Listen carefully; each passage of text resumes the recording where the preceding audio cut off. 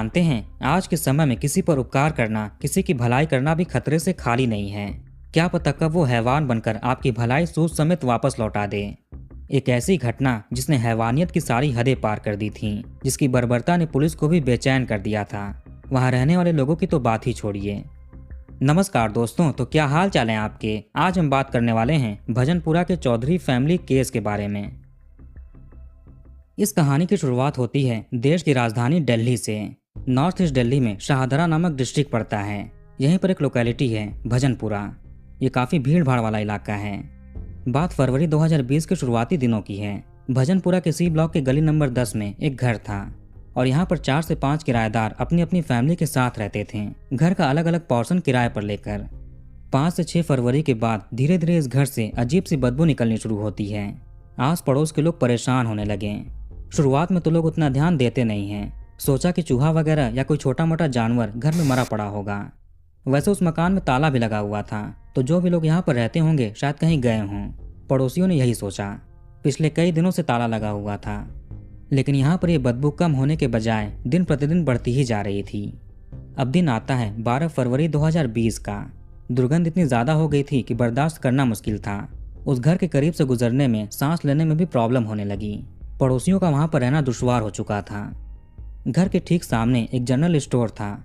वहां से एक शख्स ने पहले तो म्युनिसिपल ऑफिस में कॉल लगाया। उनको बताया कि पिछले कई दिनों से सामने वाले घर से बहुत गंदी बदबू आ रही है, एक बार आकर देख लीजिए, चेक कर लीजिए। अब इसी वक्त सफाई कर्मचारी आते हैं। पता चला कि घर के अंदर से बदबू आ रही है और घर पर ताला लगा है। अब एमसीडी के लोग घर के अंदर कैसे जाएं? वैसे इस घर में चौधरी परिवार रहते थे किराए पर। इसमें पति पत्नी और इनके 3 बच्चे थे। अब पता नहीं ये लोग इतने दिन से कहाँ चले गए। एमसीडी भी ताला तोड़ नहीं सकती थी, इन्हें अधिकार नहीं था। इसलिए अब पुलिस को कॉल किया जाता है। 11:16 पर कॉल हुआ था। अब कुछ ही देर में भजनपुरा की पुलिस मौके पर पहुंचती है। ऐसी बदबू किसी छोटे मोटे जानवर के मरने पर नहीं हो सकती। घर में कुछ तो अनहोनी हुई है। अब पुलिस ने मेन गेट पर लगा ताला तोड़वाया। गेट को खोलते हैं। जैसे ही वो गेट खुला, दुर्गंध का एक तेज गुबार बाहर निकलता है। एक पल के लिए आम लोगों के साथ साथ पुलिस भी पीछे हट गई। अंदर जाने की किसी की हिम्मत नहीं हो रही थी। सांस लेना दुश्वार हो गया था, लेकिन अंदर तो जाना पड़ेगा। चेक करना पड़ेगा।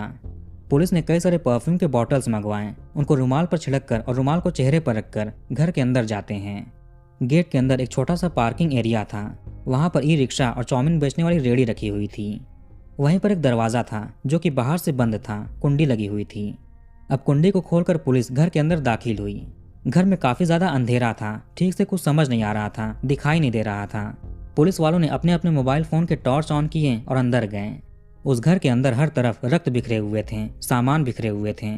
यहाँ पर 2 कमरे थे। जब पुलिस उन कमरों में गई तो उनके रोंगटे खड़े हो जाते हैं। आगे वाले कमरे में बेड पर 2 शव पड़े हुए थे। ये मुंह के बल थे और चादर से ढके हुए थे। यहाँ पर घर के मुखिया 42-43 साल के शंभूनाथ चौधरी और इनकी पत्नी 37 साल की सुनीता का शव था। पीछे वाले कमरे में 3 शव पड़े हुए थे और ये दंपत्ति के 3 बच्चे थे। 12 साल की कोमल, 16 साल का सचिन और 18 साल का शिवम। ऐसे करके घर में टोटल 5 लाशें 2 अलग अलग कमरों में पड़ी हुई थी। देखा जाए तो ये पूरा परिवार था जो कि खत्म हो चुका था। अब पुलिस ने घर की लाइट ऑन करने की कोशिश की, मगर बल्ब ऑन नहीं हो रहा था।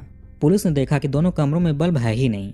जहाँ पर घर का मेन इलेक्ट्रिसिटी बोर्ड था, वहाँ पर एमसीबी यानी मेन सर्किट ब्रेकर उखड़ा हुआ था। वहाँ बस तारें लटक रही थी। अब इलेक्ट्रीशियन को बुलाकर पुलिस ने इसे ठीक कराया, बल्ब लगवाते हैं।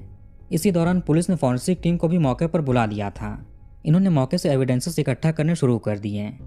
वो सभी शव बहुत ही बुरी कंडीशन में थे। ये डिकम्पोज हो रहे थे। देखकर बताना मुश्किल था कि खुदकुशी का केस है या कत्ल का। शुरुआत में तो पुलिस थोड़ी कंफ्यूज भी होती है, क्योंकि उधर 1-2 साल पहले ऐसे ही बुरारी केस भी हुआ था। कहीं वैसा ही कुछ इस परिवार ने भी तो नहीं कर लिया। पुलिस दोनों कमरों की अच्छे से छानबीन करती है, खोजबीन करती है, मगर यहाँ से कोई भी साइड नोट नहीं मिलता है जो भी परिवार ने जान देने से पहले लिखा हो। घर के मेन गेट पर बाहर से ताला लगा हुआ था और घर के अंदर 5 लोग मृत पड़े हुए थे। अब ऐसे कैसे पॉसिबल है? घर के अंदर खुद को लोग कैसे बंद किए होंगे? थोड़ी छानबीन करने पर मिला कि इस घर में 2 दरवाजे हैं। ये तो सामने वाला गेट था जहाँ पर ताला लगा हुआ था। घर के दूसरी साइड दूसरा दरवाजा था, लेकिन वो दरवाजा अंदर से बंद था।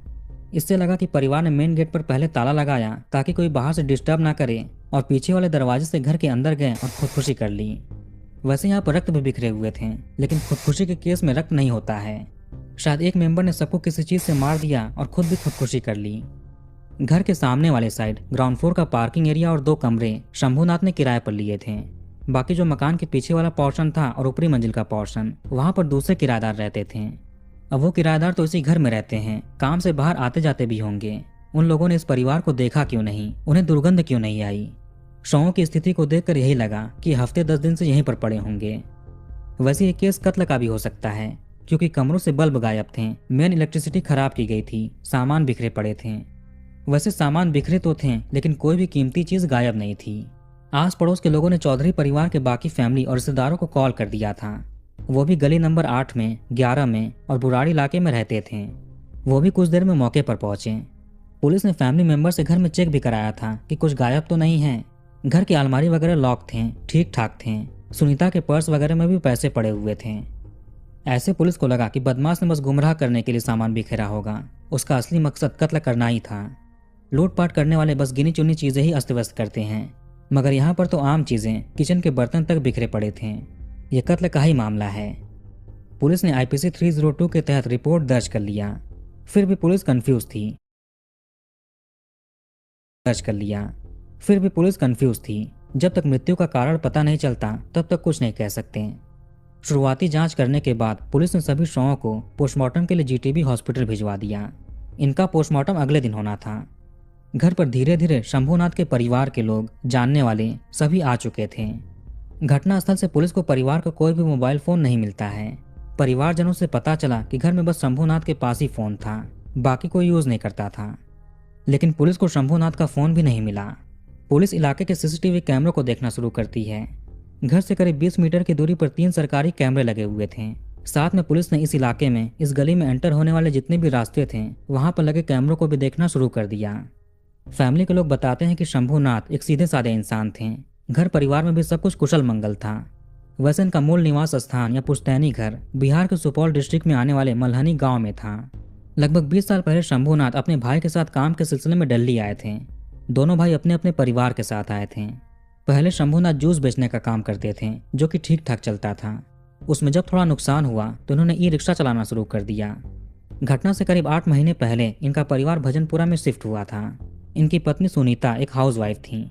बड़ा बेटा शिवम 12th में पढ़ रहा था, छोटा बेटा 10th में था। 12 साल की बेटी कोमल भी उसी स्कूल में पढ़ती थी जहाँ पर दोनों भाई थे। तीनों बच्चे यमुना विहार के गवर्नमेंट स्कूल में पढ़ते थे। बच्चों के स्कूल की वजह से भी शंभूनाथ को भजनपुरा में शिफ्ट होना पड़ा था। पिता अपने बच्चों की पढ़ाई में कोई कसर नहीं छोड़ना चाहते थे, इसीलिए ये दिन रात मेहनत करते थे।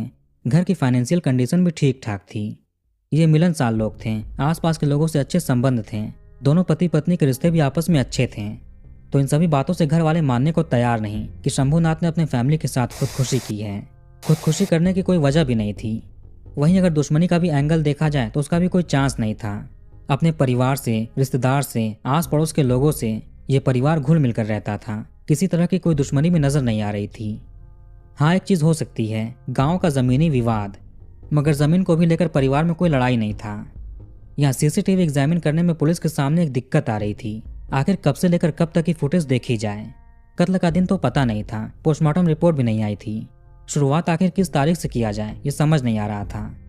अब पुलिस ने परिवारजनों से और पड़ोसियों से ये जानने की कोशिश की कि आखिरी बार कब आप लोगों ने शंभूनाथ को या उनके परिवार में से किसी को देखा था, बात की थी। इसमें कोई बोलता कि 10 दिन पहले, कोई 12 दिन पहले, तो कोई पिछले महीने। ठीक से किसी को याद नहीं था कि आखिरी बार कब देखा, कब बात की, कब मिले थे।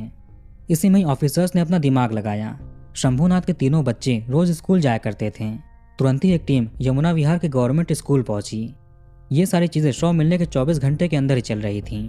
पुलिस ने स्कूल प्रिंसिपल से बात किया। उनके जरिए तीनों बच्चों के अटेंडेंस का सारा डेटा निकालते हैं।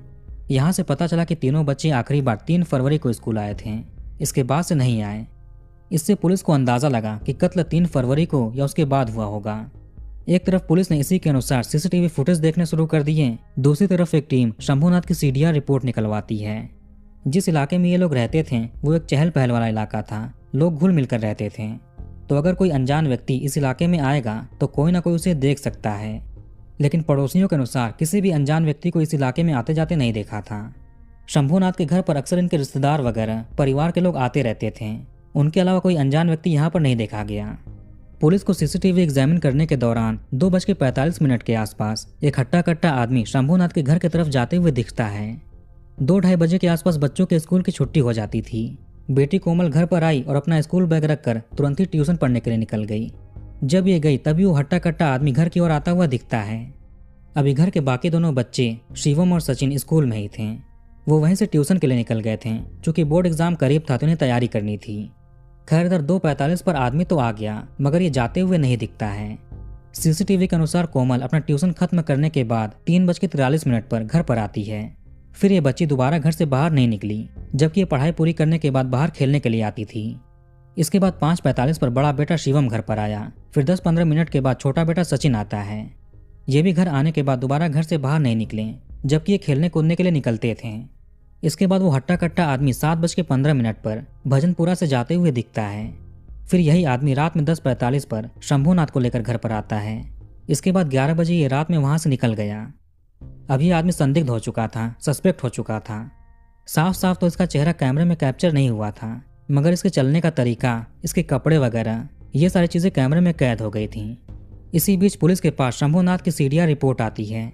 आखिरी बार इनका फोन 3 फरवरी को ही एक्टिव मिला, उसके बाद बंद हो गया। उस दिन इनके मोबाइल पर एक नंबर से 4 बार कॉल किए गए थे, उसके बाद कोई कॉल नहीं आया था। शंभूनाथ ने वो नंबर प्रभु नाम से सेव किया था। अब चूंकि ये नंबर सेव है तो कोई जानने वाला ही होगा। पुलिस ने जब फैमिली से बात की तो प्रभु के बारे में जानकारी मिलती है। प्रभुनाथ चौधरी शंभूनाथ के बुआ का लड़का था, यानी फुफेरा भाई। वहीं अगर प्रभु के एंगल से देखा जाए तो शंभूनाथ प्रभु का ममेरा भाई था, यानी मामा का लड़का। ये कजन ब्रदर्स थे। प्रभुनाथ अपने बड़े भाई के साथ भजनपुरा की गली नंबर 8 में रहता था, फिर गली नंबर 11 में शिफ्ट हो गया। ये कैल्विन कोचिंग इंस्टीट्यूट में नौकरी करता था। उस दिन जब चौधरी परिवार की बॉडी मिली तो प्रभुनाथ भी मौके पर आया था, खूब रो रहा था। अब पुलिस प्रभु के पास गई, इससे बात किया। प्रभु मानता है कि इसने 3 फरवरी को भाई को कॉल किया था। अक्सर उनसे बात होती रहती थी, इसमें कोई बड़ी बात नहीं है। वैसे पुलिस को जो कैमरे में हट्टा कट्टा आदमी मिला था वो वीडियो उन्होंने घर वालों को भी दिखाया। वो देखते ही बोल पड़े कि ये तो प्रभुनाथ है। उसके चलने का स्टाइल, कपड़े वगैरह सब कुछ मैच कर रहे हैं। जब पुलिस ने प्रभु से मिलने के बाद खुद भी चेक किया तो सच में सिमिलर लग रहा था। कोई भी इंसान किसी जानने वाले को दिन में बस 1-2 बार ही कॉल कर सकता है, 4 बार नहीं करेगा। इस सवाल का भी प्रभु जवाब देता है कि एक काम था तभी भाई को इतनी। लेकिन जब पुलिस ने इसे सीसीटीवी फुटेज दिखाया कि तुम 2:45 पर शंभू के घर पर गए, 7:15 पर वहां से निकले, आखिर वहां पर इतनी देर तक किया क्या? अब इस सवाल का प्रभु के पास कोई भी जवाब नहीं था। पुलिस की थोड़ी सख्ती दिखाते ही प्रभु टूट जाता है। इसी ने शंभूनाथ के पूरे परिवार को खत्म कर दिया था, मारा था। पहले तो पुलिस ने सोचा था कि 5 लोगों के कत्ल के पीछे जरूर 1 से ज्यादा लोग होंगे, मगर एक इंसान ने ही 5-5 कत्ल किए थे। पहले तो इसने वारदात को कैसे अंजाम दिया इसकी कहानी सुनाता है। चूंकि ये प्रभुनाथ शंभूनाथ का कजन भाई था और घर के करीब में ही रहता था, तो इसका अक्सर घर पर आना जाना होता था। इसे घर की सारी परिस्थिति अच्छे से पता थी, कौन कब घर पर रहता है, कब बाहर रहता है, बच्चे स्कूल में कब होते हैं, कब घर पर रहते हैं, वगैरह वगैरह। 3 फरवरी 2020 के दिन शंभूनाथ के घर पर जाने से पहले प्रभु ने शंभूनाथ को कॉल किया और बोला कि तुम लक्ष्मी नगर आ जाओ, तुमसे कुछ बात करनी है। शंभूनाथ अपनी ई-रिक्शा से वहां पर जाता है, मगर प्रभु ने झूठ बोला था कि तुमसे बात करनी है। जब इसे लगा कि शंभू घर से निकल गया होगा तो उसी टाइम के हिसाब से 2:45 पर ये शंभू के घर पर जाता है। वहां पर सुनीता, जो कि रिश्ते में इसकी भाभी लगती थी, वो घर पर अकेली थी। बच्चे स्कूल में थे। टाइमिंग के अनुसार ये घर पर ये गया था। चूंकि ये घर का ही था, जानने वाला था, तो भाभी सुनीता ने दरवाजा खोल दिया और अंदर बुलाया। अंदर जाते ही प्रभुनाथ ने सुनीता पर हमला कर दिया, उसका गला दबाने लगा। थोड़ी ही देर में सुनीता बेहोश हो जाती है। आमतौर पर घरों में जो चीजें रखी होती हैं, जैसे कि हथौड़ा, लोहे की रॉड जैसा सामान, आरी वगैरह, तो सुनीता के बेहोश होने के बाद प्रभु ने घर में रखे एक लोहे की रॉड से सुनीता पर कई बार वार किए। पुलिस को शक था कि प्रभु ने हथौड़ा और आरी का भी यूज किया था।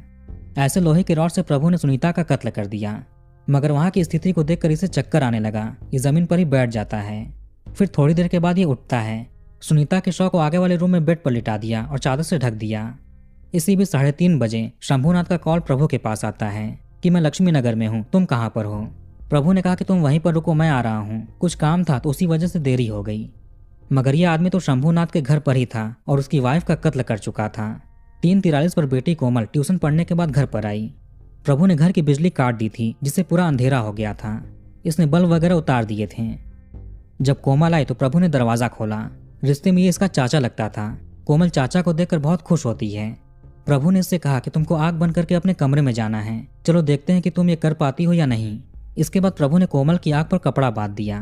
कोमल अपने कमरे की तरफ जाने लगी। फिर पीछे से प्रभु ने उसी लोहे की रॉड से जिससे सुनीता का कत्ल किया था, कोमल पर भी वार पे वार किए। तुरंत कोमल भी खत्म हो गई। अब ये बच्ची को पीछे वाले रूम में ले जाकर लिटा देता है। वहीं पर बैठकर ये बाकी बच्चों का इंतजार करने लगा। 5:45 पर शिवम आता है। प्रभु ने उसका भी ऐसा ही कत्ल कर दिया। तुरंत ही सचिन भी आ जाता है। वो गेट से आवाज देने लगा, खटखटाने लगा। अभी जस्ट प्रभु ने शिवम का कत्ल किया ही था, उसको दूसरे कमरे में रखने जा रहा था। तभी सचिन बाहर से दरवाजा खटखटाने लगा। जब वेट करने पर दरवाजा नहीं खुला तो सचिन आसपास घूमने के लिए निकल गया। फिर थोड़ी देर के बाद ये वापस आता है। वापस गेट को खटखटाने लगा, आवाज देने लगा। प्रभु ने गेट खोला। फिर आगे इसका भी लोहे की रॉड से कत्ल कर दिया। 3 बच्चे पीछे वाले कमरे में थे और सुनीता आगे वाले कमरे में पड़ी थी। शाम में 7:15 पर प्रभु घर से निकलता है। मेन गेट पर ताला लगा दिया ताकि कोई अंदर ना आ जाए। इसके बाद इसने 7:18 पर फिर से शंभूनाथ को कॉल किया। उधर वो आदमी कब से लक्ष्मी नगर में वेट कर रहा था। प्रभु ने उससे कहा कि तुम गामड़ी आ जाओ, वहीं पर मिलते हैं। इसके बाद प्रभुनाथ और शंभूनाथ गामड़ी में मिलते हैं। प्रभुनाथ ने शराब खरीदा और शंभूनाथ को पिलाया। शंभूनाथ को कोई भी आइडिया नहीं था कि जिसके साथ ये बैठे हुए हैं उसने इनके पूरे परिवार को खत्म कर दिया है और अब इनकी बारी है। इसी बीच प्रभु ने बहाना किया कि इसे कुछ काम याद आ गया है, आप यहीं पर रुकिए, मैं आता हूँ। फिर प्रभु शंभूनाथ के घर पर जाता है, वहाँ का ताला खोलता है ताकि जब ये शंभूनाथ को लेकर उसके घर पर जाए तो उसे कुछ अजीब ना लगे। इसके बाद वापस आ गया। प्रभुनाथ ने शंभूनाथ को ढेर सारा शराब पिलाया। फिर 10:45 पर शंभूनाथ को प्रभु घर छोड़ने के लिए आता है और घर के अंदर इसका भी लोहे की रॉड से कत्ल कर दिया। इसके बाद रात में ही 11 बजे प्रभुनाथ एमसीबी उखाड़कर शंभूनाथ का फोन चोरी करके घर पर ताला लगाकर चला गया। इसने घर के सारे सामान बिखेर दिए थे ताकि पुलिस लूटपाट में कंफ्यूज होती रहे। इसने बस मोबाइल फोन ही चोरी की थी ताकि पुलिस ये ना पता लगा पाए कि शंभूनाथ को यही आदमी बार बार फोन कर रहा था, कॉल कर रहा था। इसने कत्ल वाले दिन भी 4 बार कॉल किए। लोहे के रॉड को इसने घर पर ही कहीं छिपा दिया। अब प्रभुनाथ कत्ल करने की वजह बताता है। शंभूनाथ ने 4.5 लाख में अपनी कोई प्रॉपर्टी बेची थी। प्रभु ने कहा कि तुम कुछ पैसे इन्वेस्ट कर दो, कुछ मुझे उधार भी दे दो, मैं बाद में तुम्हें लौटा दूंगा। शंभूनाथ ने प्रभु को जो पैसे उधार दिए थे, प्रभु ने वो पैसे मार्केट में ब्याज पर दे दिए। धीरे धीरे करके इसने कुछ पैसे शंभूनाथ को लौटा भी दिए। अब रह गए बस 30,000 रुपए। लेकिन धीरे धीरे करके काफी ज्यादा टाइम बीत जाता है। शंभूनाथ तो पैसे लौटाने का उतना दबाव नहीं बना रहा था, मगर इनकी वाइफ सुनीता वो बार बार प्रभु से पैसे का तगादा करती थी। शंभूनाथ ने पैसे दिए थे ताकि प्रभु कुछ कमा ले, उसका भी कुछ भला हो जाए। लेकिन यहाँ पर प्रभु 30,000 रुपये नहीं लौटा पा रहा था। एक दिन सुनीता ने कुछ रिश्तेदारों के सामने प्रभु को खूब खरी खोटी सुनाया। इन्होंने उसे दलाल, धोखेबाज, ठग जैसे वर्ड्स बोल दिए, वो भी सबके सामने। यही चीज प्रभु के दिमाग में बैठ जाती है। अब इसने सोच लिया कि पैसे लौटाए या ना लौटाए वो तो बात की बात है, लेकिन इस बेइज्जती का बदला ये जरूर लेगा। अब चूंकि ये केवल सुनीता का ही कत्ल करता तो घर के बाकी मेंबर्स, बच्चे सभी प्रभु का ही नाम बताते कि माँ ने इसे डांटा था, इसने पैसे उधार लिए थे, लौटा नहीं रहा था, इसीलिए कत्ल कर दिया होगा। इसलिए इसने सबके ही कत्ल का प्लान बनाया ताकि इस पर शक करने वाला कोई ना हो। वैसे ही उधारी वाली बात प्रभुनाथ, शंभूनाथ, सुनीता और तीनों बच्चों के अलावा किसी को भी नहीं पता था। जिनके सामने सुनीता ने प्रभु को डांटा था उन्हें भी सच्चाई नहीं पता थी। इसलिए जिसको जिसको उधारी की बात पता थी सबका ही कत्ल कर दिया। बदला भी पूरा हो गया और पैसे भी नहीं देने पड़ेंगे। केवल 24 घंटों के अंदर ही दिल्ली पुलिस ने भजनपुरा केस का खुलासा कर दिया, कातिल को पकड़ लिया। 13 फरवरी को 5 शवों का पोस्टमार्टम हुआ, जिसमें उनके सर पर, बाहों पर, पीठ पर चोट के निशान पाए गए थे। इनकी मृत्यु ज्यादा रक्त गिरने की वजह से हुई थी। पोस्टमार्टम के बाद सभी शवों को घर वालों को सौंप दिया गया। शवों की इतनी बुरी स्थिति थी कि इन्हें पुश्तैनी गांव नहीं ले जा सकते थे, इसलिए दिल्ली में ही इनका अंतिम संस्कार करना पड़ा। 14 फरवरी को पुलिस प्रभु को लेकर घटनास्थल पर आती है वारदात को रिक्रिएट करने के लिए। 15 फरवरी तक पुलिस को घर से ही वो लोहे का रॉड मिल गया जो कि कत्ल में यूज हुआ था। किसी को भी यकीन नहीं था कि प्रभुनाथ अपने ही कजन भाई, भाभी और भतीजों के साथ ऐसी दरिंदगी कर सकता है। जो बड़े भाई प्रभुनाथ के साथ रहते थे उन्हें भी पता नहीं था कि छोटे भाई ने पैसे उधार लिए हैं और 5-5 कत्ल करके घर में रह रहा है। फिलहाल प्रभुनाथ के खिलाफ शाहदरा सेशन कोर्ट में मुकदमा चल रहा है।